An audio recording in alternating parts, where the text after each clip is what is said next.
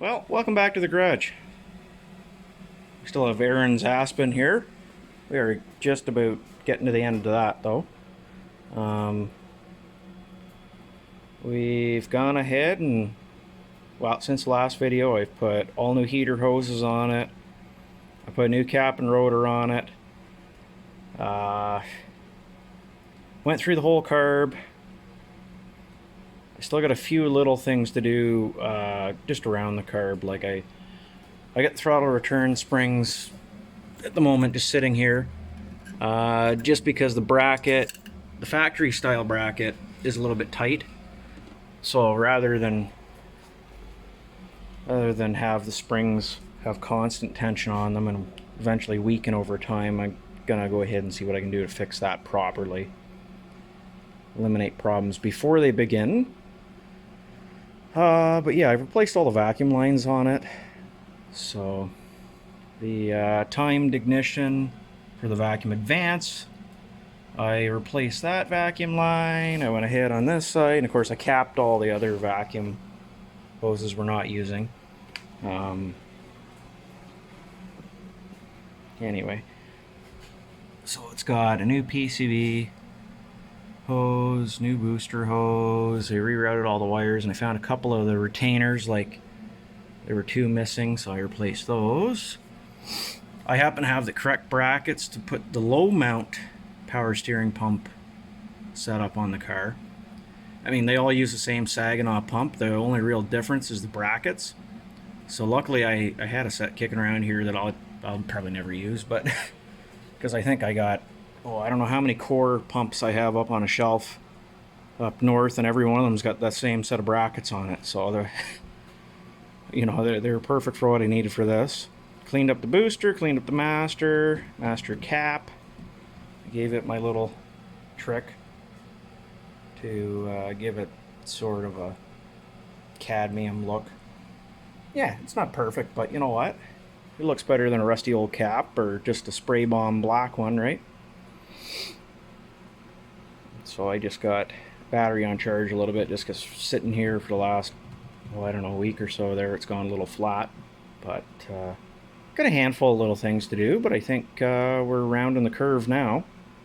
Oh, that's the other thing. I found a heater hose bracket I had in my stash of crap. So it's the correct one for this car. As you can see, it goes around the alternator, and it's got a little foot that sits on the bottom of the cylinder head to hold it straight. So I put that on there, and that kind of cleans things up a bit too. So I got all the belts are now actually aligned, which is nice. No more leaks. So far anyway. Well, I'm going to double check everything, of course, but I think we're on the right track. The next little bit there, I'll get it up and running here and get it to the point where it runs nice and good.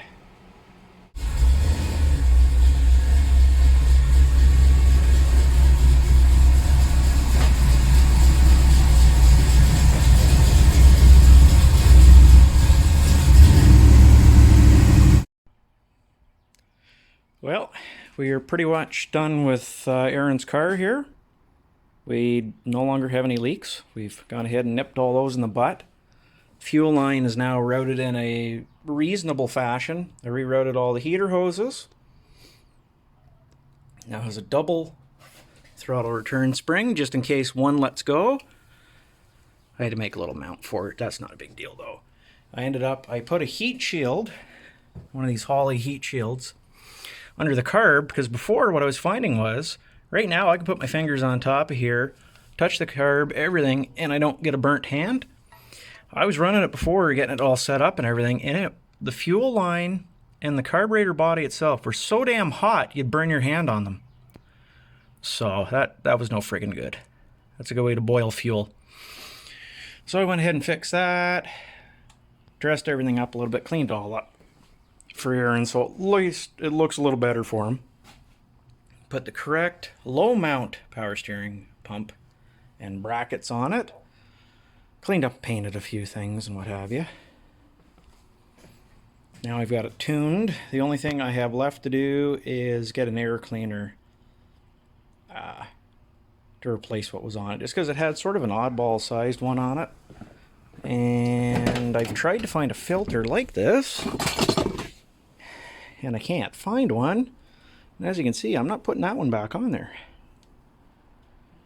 So, got to try and find something that is going to be something that if Aaron needs an air filter down the road, he can go ahead and just pick one up easily. Other than that, I think we're pretty much there. I ended up drilling holes in the primary and secondary flaps. I drilled 9/64 holes. And if it wasn't for my friend Kevin, see, unlike a lot of guys, I'm not going to stand here and tell you that I know everything, because I don't. But I'm 100% more than happy to ask somebody who does, if I don't know it. So what I ended up doing was I asked my friend Kevin, and he mentioned that there was an adjustment screw underneath the Holly for the secondary. So I looked it up, and sure enough, there was a nice video that Holly had put out on adjusting that screw for an application like this, where you have a vacuum secondary and you have a large duration, you know, you have a high lift cam in it, so you don't have a lot of vacuum, because Hollys require vacuum to be able to pull fuel through the circuits, more so than other brands of carbs. So I was able to adjust that, and it now idles in gear. So I'm pretty happy with that. And it looks like we got inside just in time, because it's starting to rain outside. In terms of starting, it's actually quite a bit better too. Once it's warmed up, of course.